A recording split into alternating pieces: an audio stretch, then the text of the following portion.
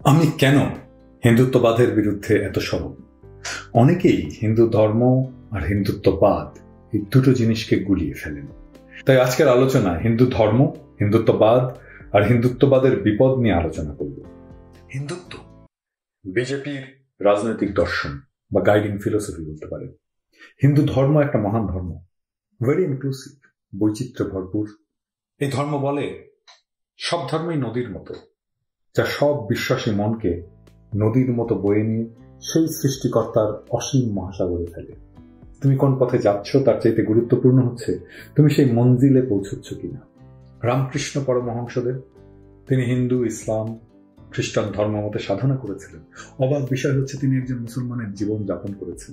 তিনি নামাজ পড়েছেন, রোজা রেখেছেন, এবং তারপরে তার উপলব্ধি হয়েছিল যত মত তত পথ। প্রত্যেকটি ধর্ম পরম স্রষ্টার কাছে পৌঁছার। তিনি বলেছিলেন কোন ধর্মকে অশ্রদ্ধা বা ঘৃণার চোখে দেখতে নেই। এটা হিন্দু ধর্ম, যেখানে রামকৃষ্ণ জন্মায়, বিবেকানন্দ জন্মায়, শ্রী চৈতন্য জন্মায়, আর হিন্দুত্বে জন্মায় কসাই মোদি, মোহন ভগত, নাথুরাম গডসে। হিন্দু ধর্ম বলে যত মত তত পথ, আর হিন্দুত্ব বলে না, সে বলে যত মত তত পথ নয়। সে বলে না, আমার ধর্মটাই শ্রেষ্ঠ, আমার জীবন ব্যবস্থায় শ্রেষ্ঠ। এটা মনে করাতে কোনো আপত্তি থাকতো না। আমার বাবাকে আমার শ্রেষ্ঠ বাঙালি বলে মনে হতেই পারে, এটাতে কারো কোনো আপত্তি থাকবে না, এটাতে কারো কোনো আপত্তি থাকার কথা নয়। সেটা যদি একান্ত আমার নিজের ভালো লাগার বিষয় হয়েই থাকে। কিন্তু শ্রেষ্ঠত্বের ধারণা শুধু ধারণা হয়ে বিরাজ করে তৃপ্ত হয় না। শ্রেষ্ঠত্বের ধারণা সবসময় প্রতিষ্ঠা চায়। তাই শেখ মুজিব যখন শ্রেষ্ঠ বাঙালি, সেটা শুধু হাসিনার অন্তরে হাসিনার পিতা হিসেবেই শ্রেষ্ঠ বাঙালি হয়ে থাকবে না। এই ধারণাটাই হাসিনাকে তাড়িত করবে যেন সে পিতার শ্রেষ্ঠত্ব প্রতিষ্ঠা করে ছাড়ে, এবং সেটাই সে করেছে। সে তার বাবার সমালোচনাকে ক্রিমিনালাইজ করেছে, তার বাবার সমালোচনাকারীদের ধরে ধরে শাস্তি দিয়েছে, হাইকোর্ট দিয়ে জবরদস্তি করে জয় বাংলা স্লোগান দিয়েছে, তার বাবার মূর্তি বসিয়েছে একের পর এক। একইভাবে হিন্দুত্ব যখন তার ধর্মকে শ্রেষ্ঠ বলে মনে করবে, তখন সে মসজিদ ভেঙে মন্দির বানাবেই। সে ধরে ধরে মুসলমানকে জয় শ্রীরাম বলাবে, গরুর মাংস খাওয়ার অপরাধে পিটিয়ে মুসলমান আর দলিত মারবেই। এতে তার কোনো গ্লানি হবে না, কারণ সে তো করছে পৃথিবীর শ্রেষ্ঠ ধর্মের মহিমা বৃদ্ধির জন্য। কারণ তার কাছে তো ইসলাম ধর্ম নিকৃষ্ট।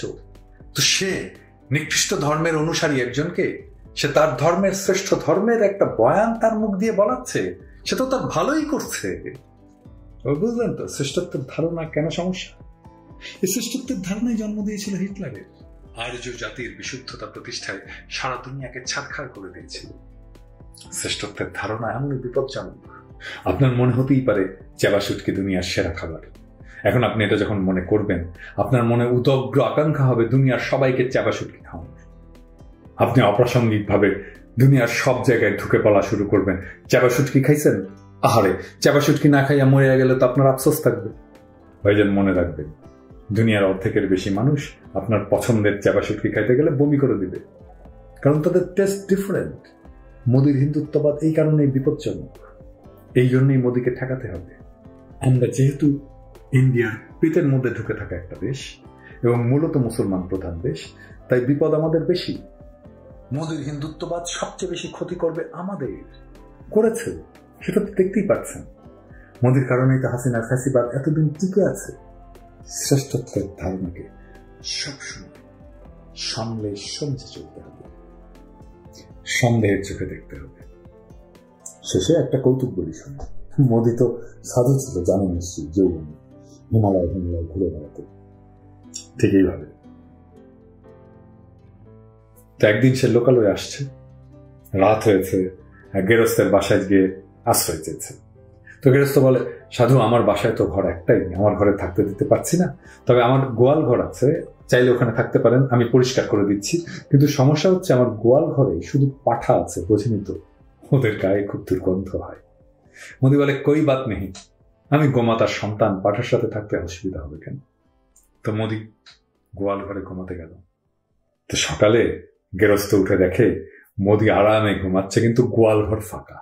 সব পাঠা মোদির দুর্গন্ধে দড়ি দড়ি ছিঁড়ে পালাইছে। হিন্দুত্বের দুর্গন্ধ এতই তীব্র।